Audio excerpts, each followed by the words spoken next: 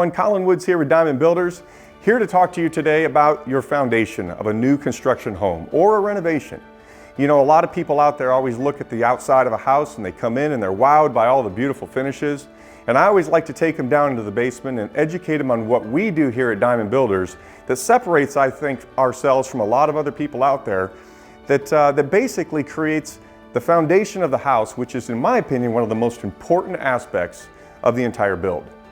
Some of the things out there that's kind of interesting, and trying to keep this short and sweet, some of the things that we do is out here in the Midwest, in the Quad City area, poured foundations are a common scenario. It's no longer those block foundations that you saw for years and years and years.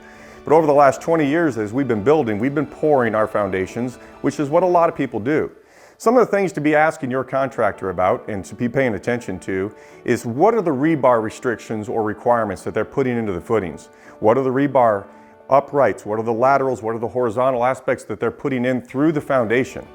Every single foundation should have a minimum of 3 horizontal rebars tied all together, creating additional strength into that foundation. But some of the things that we do that I like to tell people about is we take and we tile, we rock and tile both the inside and the outside of your footings. It's a tile system, it's a perforated system wrapped by a fabric in itself that's then covered by 2 feet on the outside, and on the inside 4 inches of clean gravel, okay?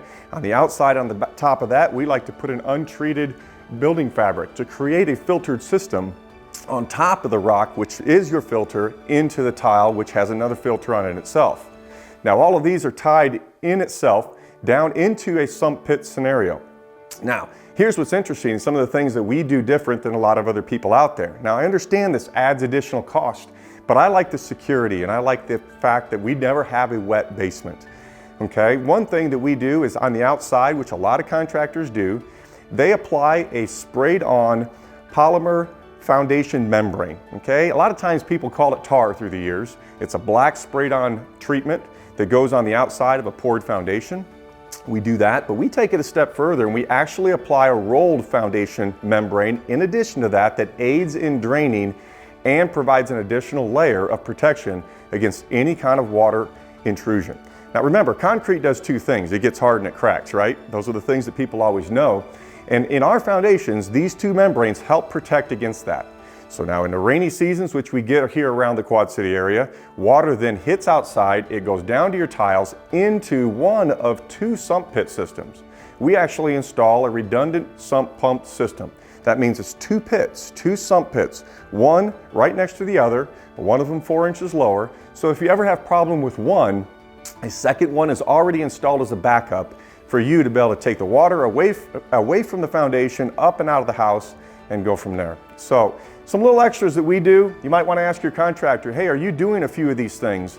Because the worst thing that could ever happen is to have a finished basement, or your basement, even unfinished, full of a lot of your things that you love and you've cherished through the years, and all of a sudden you come home and you've got a couple of inches of water in your basement, and now everybody's having a bad day. So with that, till next time, Colin Woods with Diamond Builders.